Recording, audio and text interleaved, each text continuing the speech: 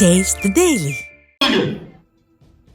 சென்னை வியாசர்பாடியில் பாதி வழியில் பழுதாகி நின்ற புதிய அரசு மின்பேருந்து விடிய அரசு நிர்வாக திறமையின்மையை வெட்ட வெளிச்சமாக்கியது. தண்டையார்பேட்டையில் இருந்து வியாசர்பாடி நோக்கி சென்ற மாநகர பேருந்து நடுவழியில் பேசன் பிரிட்ஜ் மேம்பாலத்தில் பழுதாகி நின்றது.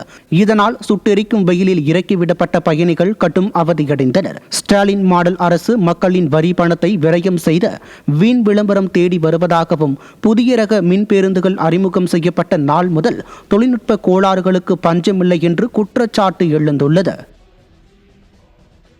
தேனி மாவட்டத்தில் முல்லை பெரியாற்றின் கரை உடைந்து சுமார் 2000 ஏக்கர் நிலம் தண்ணீரில் மூழ்கும் அபாயம் ஏற்பட்டுள்ளது. முல்லை பெரியாறு அணையில் இருந்து தண்ணீர் திறக்கப்பட்டு வேளாண் பணிகள் நடைபெற்று வரும் நிலையில் சுருளிப்பட்டியில் ஆற்று நீர் பெருக்கத்தால் ஏற்பட்ட மண் அரிப்பால் 12 அடி பாதை அரை அடி பாதையாக மாறியுள்ளது. இதனால் கரை உடைந்து 2000 ஏக்கர் நிலங்கள் நீரில் மூழ்கும் அபாயம் ஏற்பட்டுள்ளதுடன் பாளையம் பரவு வாய்க்கால், பிடிஆர் தந்தை பெரியார் வாய்க்கால்களுக்கு தண்ணீர் செல்வது தடைபடும் நிலை ஏற்பட்டுள்ளது. விடியா ஸ்டாலின் அரசு கும்பகர்ண தூக்கத்தை விடுத்து தக்க நடவடிக்கை எடுக்க வேண்டும் என விவசாயிகள் கோரிக்கை விடுத்தனர். திருப்பூர் மாவட்டம் தாராபுரத்தில் பெண் காவலர் விஷமருந்தி தற்கொலைக்கு முயன்ற சம்பவம் அதிர்ச்சியை ஏற்படுத்தியுள்ளது.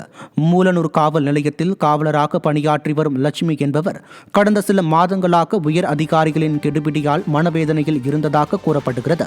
இந்நிலையில் மிகுந்த மன உளைச்சலுக்கு உள்ளான லட்சுமி விஷம் அருந்தி தற்கொலைக்கு முயன்றார். தகவலின் பேரில் அவர் மீட்கப்பட்டு மருத்துவமனையில் அனுமதிக்கப்பட்டார். திறனற்ற திமுக ஆட்சியில் பெண் காவலர்களுக்கு உயரதிகாரிகள் தொடர்ந்து தொல்லை கொடுப்பதால் பெண் காவலர்கள் தற்கொலை முயற்சிக்கு துணிந்து விடுவதாக மக்கள் வேதனை தெரிவித்தனர்.